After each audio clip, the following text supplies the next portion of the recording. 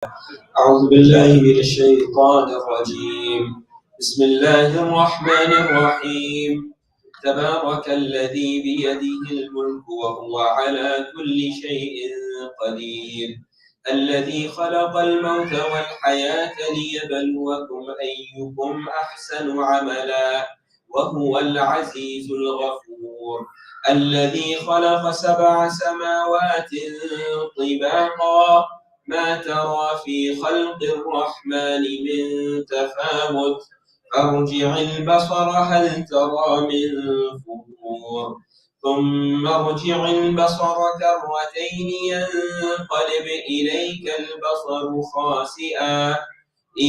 البصر خاسئا وهو حسير ولقد زينا السماء الدنيا بمصابيح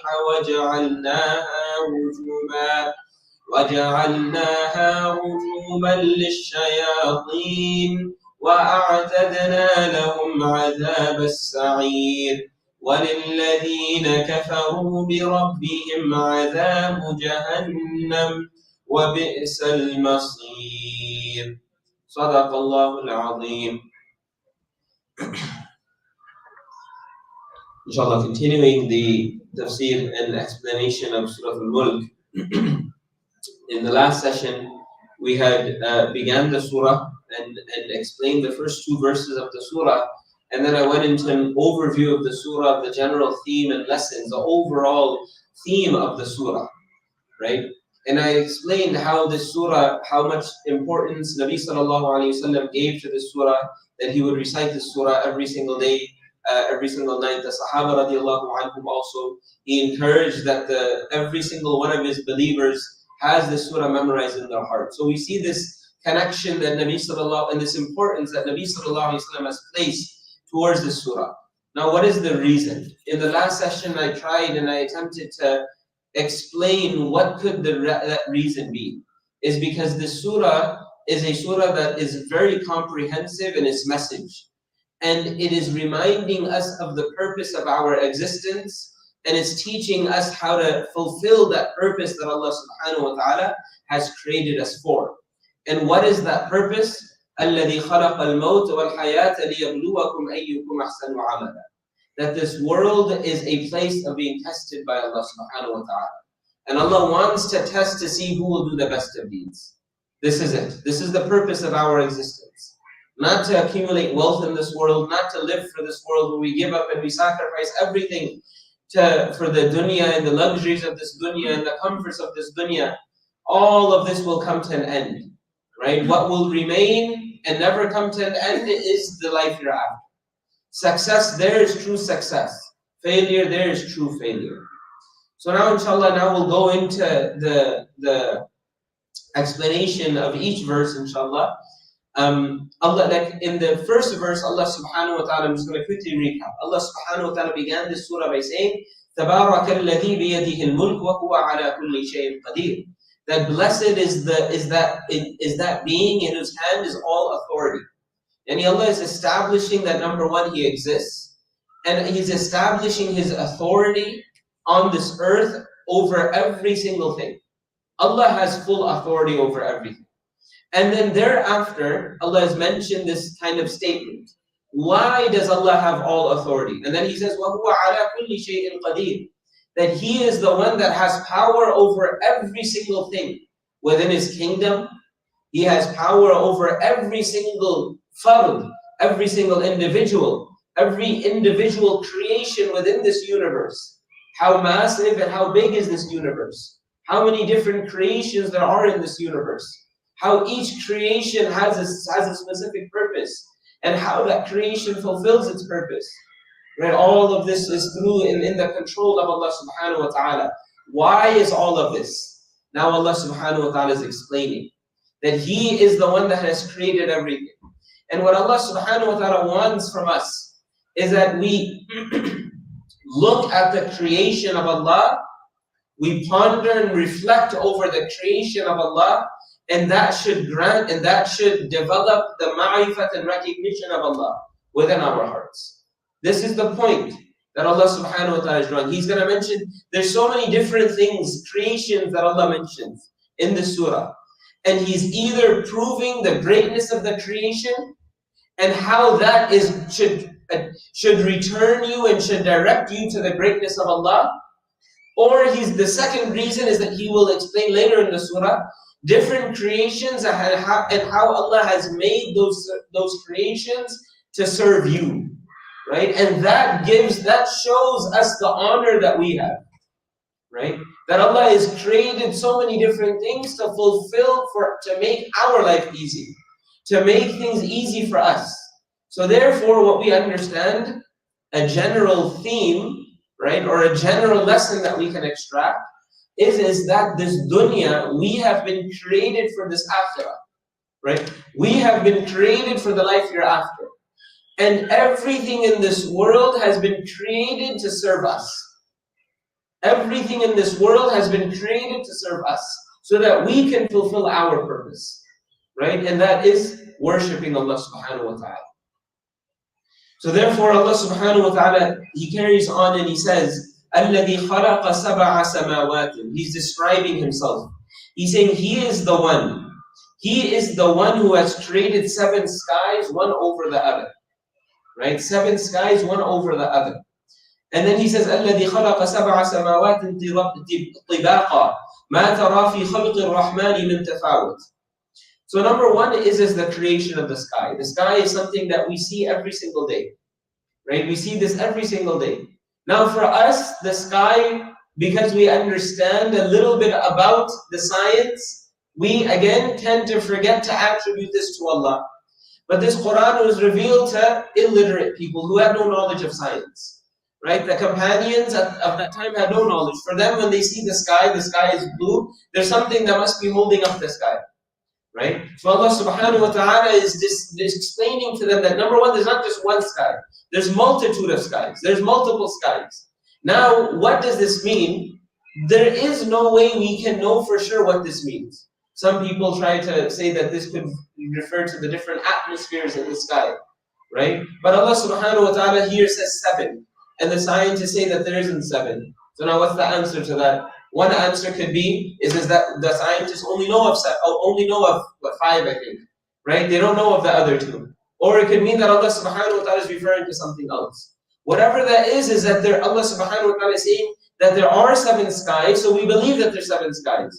What does the sky mean? Does it refer to an atmosphere? Does it refer to something else? We're not sure, right? We don't know, and that is only in the ilm of Allah subhanahu wa ta'ala. And Allah subhanahu wa ta'ala is saying is that the skies are layered upon one another. One sky, then there's another sky on top of that, then there's another sky on top of that, then there's another sky on top of that. Right? So number one, Allah is explaining to the companions because they did not know. For them, there was just one sky. Right? So He's explaining to them, what you see, there's something beyond this. Right? There's something beyond this. And this point here is that this universe is much more intricate than what meets the eye, is something we're understanding on a continuous basis. How often is it that scientists are determining and learning new things of the universe that they never knew before? So it's almost as if Allah is saying that there's more to this universe than meets the eye. You might assume and think that you know everything works. But there's much more that you don't know. And as science advances, our knowledge of the universe advances, but our knowledge of the universe will never be complete. That is how great the creation of this universe is. Now, do we say that all of this happened by random? All of this happened it was randomly, everything just happened and we had a big bang, and then through that, all of the intricacies of this universe, right? This is what atheists say, right? That for something to be so intricate, it is impossible. It is impossible that there isn't a creator, right? It's impossible that there isn't a creator, right? Someone shows me a phone. That iPhone has so many different features. There's so many things, right? There's so many things than what meets the eye. There's so many more details and intricacies than what meets the eye. Now me, a person who is illiterate, in the knowledge of the iPhone, to me, it's just a screen. Yeah, it has a battery because it has to run on something. So there's a battery, there's a screen. Beyond that, I don't know anything else. So what does that tell me? Is that will anyone say that this just happened to be created? Things just evolved and then this just came about. No one's going to say that. That iPhone is so intricate. There's so many different parts to it. There's so many different features to it. Logic will tell a person that there has to be a designer of this. There has to be someone that designed this. How can this happen by itself? So now we all believe that, but when it comes to the universe that is 10 times more intricate than that iPhone, then we say that no, then people will say that no, it just happened. There's no designer. There's no one that created this. There's no one that fixed all of this. It just happened like that, right? How illogical and how stupid is this, right? So this wahdaniyat, believing in the fact that Allah is the creator of everything, is something that we need to remind ourselves. And the way we remind ourselves is through all of this around us. All of this around us, right? How perfect and how Allah has created everything and how intricate everything is. We look at these things, and Allah even says in this surah, أَفَلَمْ يَرَوْا إِلَى الطَّيْرِ مُسَخَّرَاتٍ فِي جَوِّ السَّمَاءِ. Don't you see the birds, how they are flying? What is holding them up? Are they doing this themselves? He says, no, Allah is the one who's doing it. Now, how does Allah do it? Allah gave them the ability. Allah taught them how to fly, right? So, what Allah wants is that look at the creation and recognize the Creator. Right, so this is the first one. He says, الَّذِي خَلَقَ سَبْعَ سَمَاوَاتٍ طِبَاقًا. And then he says, مَا تَرَى فِي خَلْقِ الرَّحْمَنِ مِنْ تَفَاوُتٍ. He says, you will never see anything disproportionate, right? Disproportionate in the creation of the Rahman. Right? So he's referring to the sky. But he's not saying that in the sky you won't find any rifts. You won't find anything disproportionate in the sky. He just says forget about this creation. Allah says in this creation of the sky, you won't find any issues. But in any creation, which is why he left it general. And then khalq al-Rahman. Allah, he didn't say khalq Allah, right? Or my creation, or the creation of Allah. He said the creation of Rahman. Why? Because Allah is showing all of this is through the mercy of Allah. It is because of the sifat and the quality of rahmah that Allah has within Him. Because Allah again is doing all of this for us. Otherwise there's no need for any of this. Which is why, when will the day of judgment come? As we know in the hadith, the day of judgment will not come until there is not a single person in this world that is saying Allah, Allah. Right? So what does that tell us? Is that once there's no one remembering Allah and worshipping Allah, Allah brings the day of judgment because there's no need of any of this anymore. Right? There's no need. So this tells us is how, like, imagine someone were to create an iPhone before it's so famous, right? There's only one. And then a person comes and he says, I built this for you, for your own benefit and no one else. For you to fulfill your purpose of whatever purpose I have made for you. How honored would we feel?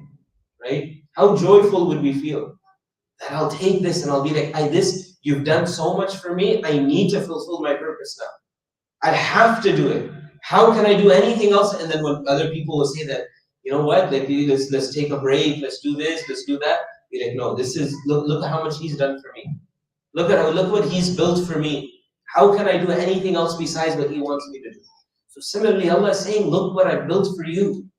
Look at how intricate, look how perfect this universe is. Should you not fulfill your purpose that I have created you for and that I've created all of this for? Right? Which is the oneness, and this is the obedience of Allah subhanahu wa ta'ala. So he says, مَا تَرَى فِي خَلْقِ الرَّحْمَنِ. He says, forget about the sky. In no creation will you find anything disproportionate. You won't find any rifts. You won't find any issues. مَا تَرَى فِي خَلْقِ الرَّحْمَنِ مِنْ تَفَاوُتٍ. And then he says, فَرْجِعِ الْبَصَرِ. Look again. Allah is commanding us, look again. Turn another glance, make another glance. Right? هَلْ تَرَى مِنْ فُطُورٍ. Right? Do you see anything, any issue in it? Right? هَلْ تَرَى مِنْ فُطُورٍ. Do you see any rifts? Right? Do you see any holes? Do you see any problems? And is there anything that doesn't work? It's not working the way it's supposed to? Right? right? If you ask the scientists, right, and science is something that should take us closer towards the recognition of Allah. Sadly, it takes us away, but it should take us closer, right? Scientists, like how they explain, is that the position of our planet in relation to the sun, any closer, we would burn. Any further away, we would freeze to death, right? Like how everything is so perfect, right? And it's so precise that if 1 degree off here and there, everything goes haywire, right? Global warming, they're saying global warming is happening. Why? It's not because the temperature is rising by like 100 degrees. It's rising by what? A few degrees. But that rising of temperature is having such an effect on the planet. This is what scientists say, right? Whether it's true or not, that's another thing. But this is what they say, right? That the temperature of the globe of the earth is rising just a little bit, half a degree, 1 degree, 2 degrees, and everything is going haywire. It's having an effect on everything, right? In the universe. So Allah says, look, and then He said, ثُمَّ رَجِعُ الْبَصَرَ كَرَّتَيْنِ. Look again, twice, right? So He said, look once, and He said, look again, and keep on looking. Search for a fault within the creation of Allah. Search for a fault. Look for something that's faulty. Look for a mistake. Look for a problem. You won't find anything. And what this also tells us is Allah wants us to ponder over the creation of Allah, not be oblivious of the creations of Allah. Sadly, we're all oblivious to a great extent of the creation of Allah. We don't understand the intricacies, even though we can. We have some, and this is the beauty of the scholars of the past, right? The scholars of the past, right? When Islam and the Muslims were at the pinnacle, right? What for them, the purpose of understanding science and advancing in science was to recognize Allah. That was the purpose, right? It wasn't for anything else, but they wanted to learn more because Allah says this in the Quran, right? There's so many scholars that said they came up with ideas, right? They came up with theories that till now are being followed, and like for example, the theory of multiple universes, right? One of the scholars that came up with this was I believe it's Imam Razi rahmatullah alayhi. And he says, and he proved it through one of the verses of the Quran. He says, Alameen, Allah says, Alameen, that there's multiple universes. And he says, why did Allah say Alameen? And then that led him to the theory that there could be multiple universes, right? The multiverse. And now scholars now, this is a theory that's gaining traction within the scientific community, right? So this is what and this is where we've failed. We've lost this quality.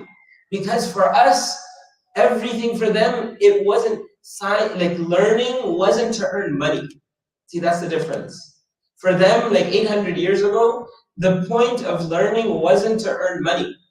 Right now, from a young age of like 10, 12 years old, learn. Why? Not because you should learn, not because it's good to learn, but so that you can earn more money. Because now we've equated the more knowledge I have, the more wealth I'll have. Right? For them, it was learning because they enjoyed learning. They wanted to learn. We've lost, which is why children don't have that enjoyment of learning anymore. Right? They don't have that sincere, I just want to learn. Very seldom will you find that in youth. Right? Because the purpose is skewed, it's incorrect, there's something wrong in it, it's polluted. Right? And it's polluted with this dunya. The desire of this dunya, everything is just this world. Everything is, I need more money, I need better cars, I need a bigger house. Right? When Allah says all of this will come to an end. Right? So, ثُمَّ رَجِعُ الْبَصَرَ كَرَّتَيْنِ أَيَنْقَلِبْ إِلَيْكَ الْبَصَرُ خَاسِئًا وَهُوَ حَسِيرٌ. And then He says, when you keep on looking and you keep on searching, then your eyes will return in a state that it is abased. Abased, like I couldn't find anything. You know, I build something, and then I'm very, very like proud of what I built, and then you come and you start questioning me. I mean, go, here, look at it. Go tell me what's wrong with it. And then you're also like with pride, you're like, I'm gonna find a fault, right? And then like you look, you can't find a fault. What happens? You put your head down, and like, I can't find a fault, right? Because you're looking for that fault. So this is why Allah says that you keep on looking and you are actually trying to look for a fault in the creation of Allah, you will come back debased, right? Disgraced. خَاسِئًا وَهُوَ حَسِيرٌ, and you will be weary. You'll be tired, right? You'll be exhausted in a state that you are debased, disgraced, and exhausted. If you attempt to look for faults within the creation of Allah, because there's nothing there. Thereafter, Allah subhanahu wa ta'ala speaks, connected to the sky. وَلَقَدْ زَيَّنَّا السَّمَاءَ الدُّنْيَا بِمَصَابِيحِ وَجَعَلْنَاهَا رُجُومًا لِلشَّيَاطِينِ. He says, and we have beautified the skies of this world. The skies of this world with lanterns. What are lanterns? This is stars, right? We have beautified the sky with stars, right? Those stars shine in the night, right? Nowadays, because of the pollution, the light pollution, we're unable to see the stars. You go to like Yosemite and you go to these places where there's no light pollution. You look in the sky and how beautiful is that sky? You go in the deserts and you look into the sky, how beautiful are those skies? You can just look at the stars, and that's why they have this thing, the hobby, stargazing. Because you can just look at the stars and continuously look, and you will never be tired from it, right? You'll never be that curiosity, that desire needs something within us. Right? For us, it's just like I need my phone and I need my movies and I need my games, and that's all. We're so glued to this that we don't see anything else around us.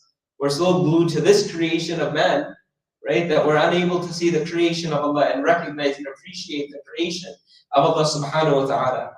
Right? And then he says, وَجَعَلْنَاهَا رُجُومًا لِلشَّيَاطِينِ. And we have created these stars to repel the shayateen. Right? So what is referred to here?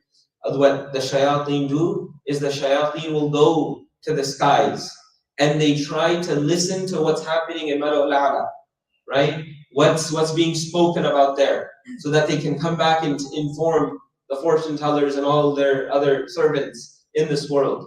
And then when they do that, then an angel catches them and throws a burning fire. Now what is that burning? You know, this whole concept of a shooting star?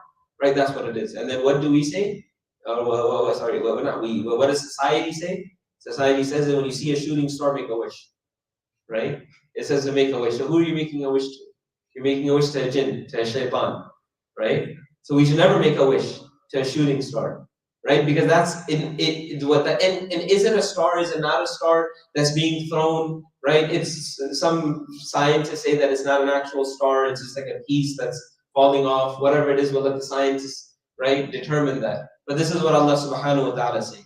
Right? In Surah Safat, he says this more clearly, لا يسمعون إلى الملأ الأعلى ويقذفون من كل جانب دحورا ولهم عذاب واصل إلا من خطف الخطفة فأتبعه شهاب ثاقب. Right? فأتبعه شهاب ثاقب.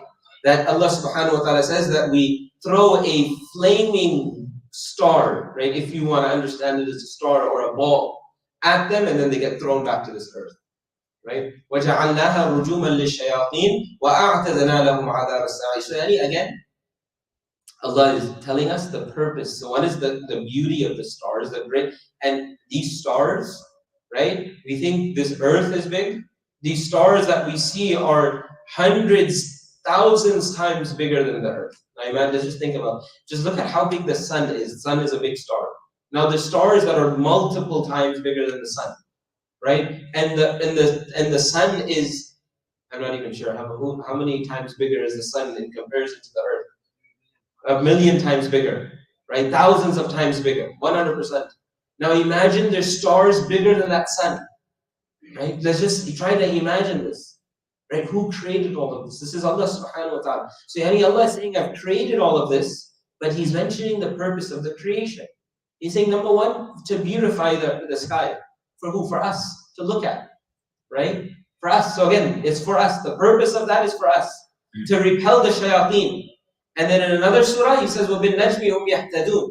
And with the stars, they are guided. Right? Astronomy. Right? People before we had cell phones and compasses, they used to guide through the stars, right? They used to navigate using the stars, right?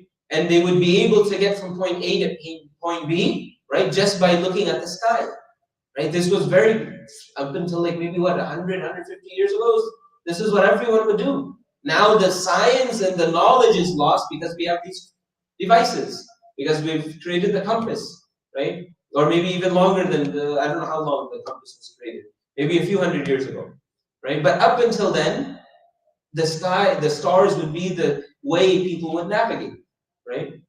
So Allah again is describing the purpose of this creation. And then He says, وَأَعْتَذْنَا لَهُمْ عَذَابَ السَّعِيرِ. And we have prepared for them, who the shayateen, a very difficult, a blazing punishment, right? A severe punishment. وَلِلَّذِينَ كَفَرُوا بِرَبِّهِمْ عَذَابُ جَهَنَّمَ. And then Allah subhanahu wa ta'ala is now reminding us of the akhirah. Now He's reminding us of the akhirah. And He says, in regards to those who disbelieve, those who are ungrateful, those who don't accept this message, He says, عَذَابُ جَهَنَّمَ, that there is a punishment of Jahannam, وَبِئْسَ الْمَصِيرِ, and it is an evil end, right? That's not, and this is something speaking about Jannah and Jahannam. It's something that I personally feel we don't do enough. It's something that is almost like as if a taboo topic, right? You know, we don't want to listen, we don't want to speak, we don't want to hear about the horrors of Jahannam, right? Because we're like, that just messes everyone's mood up, because we always just want to be happy, right? But this, how much does Allah describe the punishment of Jahannam in the Quran? How detailed has Nabi Sallallahu Alaihi Wasallam described the punishments that will be given and handed out in Jahannam? Nabi Sallallahu Alaihi Wasallam has commanded all of this, right? He's explained all of it in a lot of detail, right? And I was mentioning that if you look at the way Nabi Sallallahu Alaihi Wasallam gave da'wah and the Sahaba gave da'wah to non-Muslims, what was their da'wah, right? A lot of the times their da'wah was that, look, accept this message, you'll be saved. You'll attain salvation from this Jahannam. You'll attain salvation from Jahannam, right? Just save yourself from that destruction, right? And if you look at the way we give da'wah now, how do we give da'wah to non-Muslims? It's all through logic, right? Everything is through logic. How do we ever invite someone just telling them that, look, there's a Jahannam, there's a Jannah, right? We very seldom do that. What we want to prove, and there's nothing wrong with it. I'm not saying there's anything wrong. It's okay. We should continue to do it, right? But just look at the difference in the way we are, the way we think, and the way we act, and the way the Sahaba and Nabi Sallallahu Alaihi Wasallam act, the way they thought, right? For them, it was like, look, there's this Jahannam, save yourself from it. Now, why is it?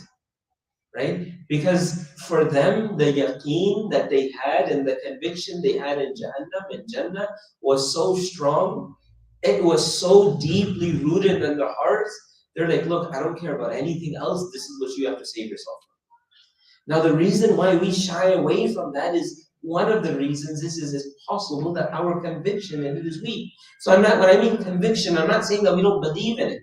We believe in it, but that conviction is not as strong as it needs to be, right? And why was Nabi Sallallahu Alaihi Wasallam's conviction so strong? Because he literally saw this, right? When he went for Isra and Mi'raj, Allah subhanahu wa ta'ala showed him Jannah. He showed him Jannah. So many different times Allah subhanahu wa ta'ala would show Nabi Sallallahu Alaihi Wasallam in a vision what is happening in Jahannam, what will happen in Jahannam. The Sahaba radiallahu anhum would hear it, and the Sahaba radiallahu anhum would say that when we would listen to Nabi Sallallahu Alaihi Wasallam, it would be as if we are looking at Jahannam right now. It is as if I am looking with my own eyes the punishment that he is describing that is taking place in Jahannam, right? So the point being is our conviction needs to be built in Jahannam, in the life hereafter, all aspects of the life hereafter. We should educate ourselves on this as well, right? Because this is what will keep us on that straight path. This is what will help us and assist us in fulfilling our purpose of existence, which is the obedience of Allah, subhanahu wa ta'ala, right? So he says, وَلِلَّذِينَ كَفَرُوا بِرَبِّهِمْ عَذَابُ جَهَنَّمَ وَبِئْسَ الْمَصِيرِ. And how evil of an end is that? تَكَادُ تَمَيَّزُ مِنَ الْغَيْظِ كُلَّمَا أُلْقِيَ فِيهَا فَوْجٌ سَأَلَهُمْ خَزَنَتُهَا إِذَا أُلْقُوا فِيهَا سَمِعُوا لَهَا شَهِيقًا وَهِيَ تَفُورُ. He says that, Allah subhanahu wa ta'ala says that when when they will be thrown in it, when they will be thrown, yani these disbelievers, these ungrateful servants, when they will be thrown in Jahannam, they will hear a terrible sound from it. A scream. Shahiq is a scream, right? They will hear a scream. So scholars say this is either Jahannam itself is screaming. It'll be a very fearful, a horrific sound that we will hear. Now Allah's painting a picture. Like even the way Allah is describing this, He didn't just say, right? Like one is to mention facts that there's Jahannam. It is very evil. It is very difficult of a place. There will be a sound emanating. He's describing a scene. He's painting a picture. He's saying when they will be thrown in it, they will hear. So He wants us to imagine. Let's all imagine that a person is being thrown in Jahannam. And as he's being thrown in Jahannam, he is hearing a scream. He's hearing screams, right? Now the scholars, Mufassirun say either the scream is from Jahannam itself, right? It's a scream, a horrible, a horrific sound, a very scary sound that instills fear in our hearts. Or it is the screams of the people that are being punished in Jahannam, right? Shahiqa wa hiya tafur. And Jahannam itself, right? Jahannam itself will be boiling. It'll be boiling. It'll be so hot, right? It'll be so hot that it'll be boiling. تَكَادُ تَمَيَّزُ مِنَ الْغَيْظِ, seeming as if it will burst out of fury, right? Out of fury, it'll burst. The whole Jahannam will burst. That's how powerful that fire will be. That heat will be. That's how powerful the environment will be. That it is as if it's going to burst. Right? تَكَادُ تَمَيَّزُ مِنَ الْغَيْظِ كُلَّمَا أُلْقِيَ فِيهَا فَوْجٌ سَأَلَهُمْ. And then Allah says every single time when a group will be thrown and flung, and Allah doesn't say placed in Jannah. We won't be placed. Allah uses the word thrown, right? As with disgrace, they'll be thrown in Jahannam, right? In disgrace, they'll be thrown in Jahannam. Not placed in Jahannam, flung in Jahannam, right? كُلَّمَا أُلْقِيَ, whenever a group will be thrown and flung in Jahannam. Then سَأَلَهُمْ خَزَنَتُهَا. The gatekeeper, there's an angel who is khazan of Jahannam. He is the one in charge of Jahannam. There'll be gatekeepers in Jahannam. The angels that are guarding Jahannam will ask these people, أَلَمْ يَأْتِكُمْ نَذِيرٌ? Did a warner not come to you? Right? Like out of shock. Right? Out of shock. That did someone not come and tell you that this is where you can end up? Right? Like as a father, right? I always give examples of like fatherhood and children, like the relationship of a father and a child, because I guess I am a father, so I always think like that, right? My daughter will do something, and then she makes the mistake. We told her what she should have done. She made a mistake. Now she's facing the consequences. And then she's sad and upset because she's facing the consequences. And then, to prove a point, what do we say? Is that, did I not tell you this is what's going to happen? Did I not tell you if you don't do this, this will be the result? Now, the thing is that in this world we have a second chance. But there, the angel will come, and it's like the angels will say out of like shock that like, didn't you know that this could be your result? Like, how foolish could you have been that you didn't accept this message? And Allah says that He didn't say a message, He said a warner, Nadir. Right? So what is Nadir? Nadir is Nabi sallallahu alaihi wasallam. Nadir could be a message that we hear in a Jummah khutbah. Nadir could be a message that we hear online. Nadir could be our white hair. Nadir could be calamities. All of these things are warners. It's warning us of something else. It's warning us of death. Nadir could also be the كَفَى بِالْمَوْتِ وَاعِظًا. That death is suffice as a advisor, as a warner, right? It's enough. You don't need any other advice besides death itself. So did you not see all of these? Did these things not come to you? How did you end up here? How foolish could you have been? أَلَمْ يَأْتِكُمْ نَذِيرٌ. And then these people will say, قَالُوا بَلَى. Right? Bala, of course, we did. قَدْ جَاءَنَا نَذِيرٌ. Many warners came to us. A warner did come to us. We were warned. We were informed of the truth, of what is the truth. What will lead? We were told of the consequences of the actions that we will do in this world. We were informed of the consequences. We were told, قَالُوا بَلَا قَدْ جَاءَنَا نَذِيرٌ فَكَذَّبْنَا, but we didn't accept it, right? We didn't accept it. We were warned and we were reminded every single day. We were reminded every single Friday that I need to change my life. I need to come on the obedience, on the path of the obedience of Allah. The month of Ramadan comes, right? The month of Ramadan is coming. Is this not a warner for us? In the sense that how we're fasting, we're listening to lectures, we're listening to advices, we're reading the Quran, we're reading the translations of the Quran, we're being reminded continuously of Allah subhanahu wa ta'ala. But sadly what happens is the second Ramadan ends, we go back to our normal ways, right? قَالُوا بَلَا قَدْ جَاءَ فَكَذَّبْنَا وَقُلْنَا مَا نَزَّلَ اللَّهُ مِنْ شَيْءٍ. We didn't accept it, and we would say, so these kuffar are saying, and we would say Allah didn't reveal anything.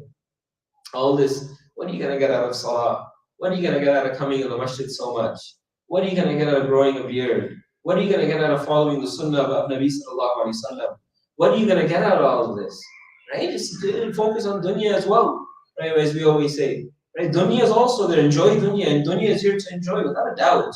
I'm not saying live like a pauper, don't live like a poor person and live a difficult life. I'm not saying that, right? But like we've just come so far off where we're supposed to be, right? Where if we don't say this, Allah has not revealed anything.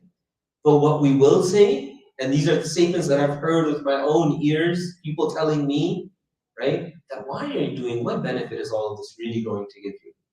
Right? What is all of this? You know, just go get a degree, enjoy your life, right? You don't need to do all of this, right? Allah has not made any of this fard. Right? You say Allah's not made it fard on you, right? Has Allah made it fard on you to come to the masjid?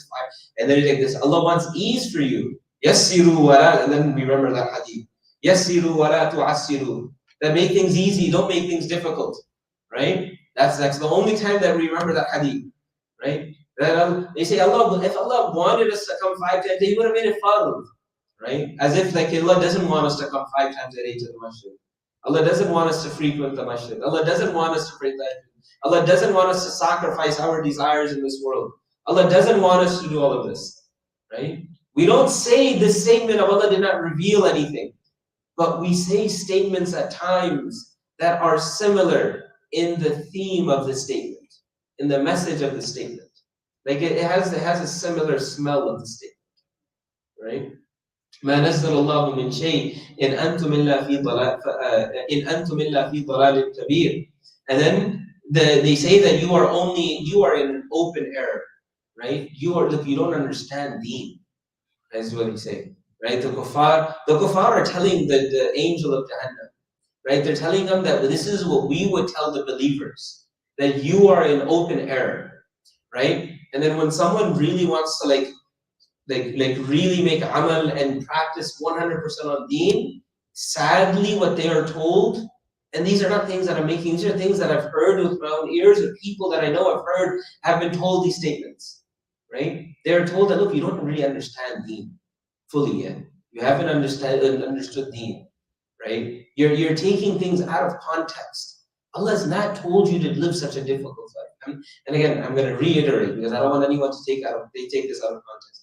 I'm not saying Allah is encouraging us. I'm not saying that we should purposefully and willingly live a difficult life. All I'm saying is that we need to set our priorities right. We need to prioritize this world, the akhirah over this world. This world will come to an end. This wealth that we're racing for, this wealth that we're blindly chasing, and the things and luxuries of this world will come to an end. Do not make that a priority.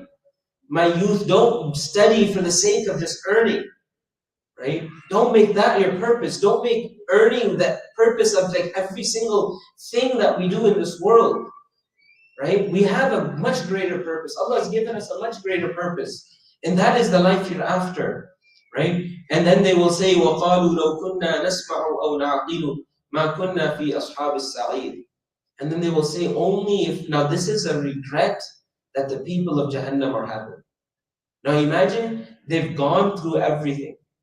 They've lived this world. They're seeing the consequences of their actions. And they're giving you the reason why they're there.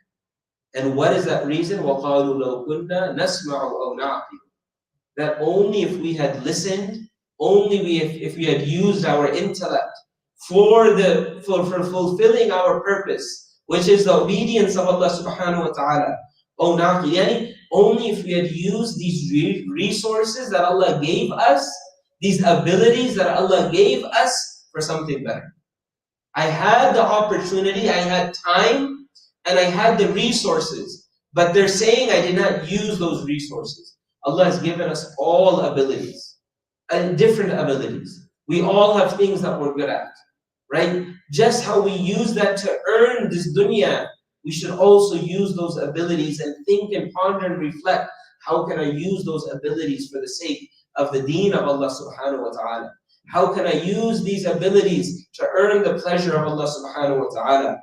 مَا كُنَّا فِي أَصْحَابِ السَّعِيرِ. They will say, only if we had done that, we would not be in the position that we are here today. And then they say, فَاعْتَرَفُوا بِذَنْبِهِمْ. Then Allah says, now they have recognized their sin. This world, they were unable to recognize their own faults. Inshallah, we'll continue from here next week. We're already gone over time. May Allah subhanahu wa ta'ala grant us all the ability to understand and practice. Wa akhiru da'wana alhamdulillah.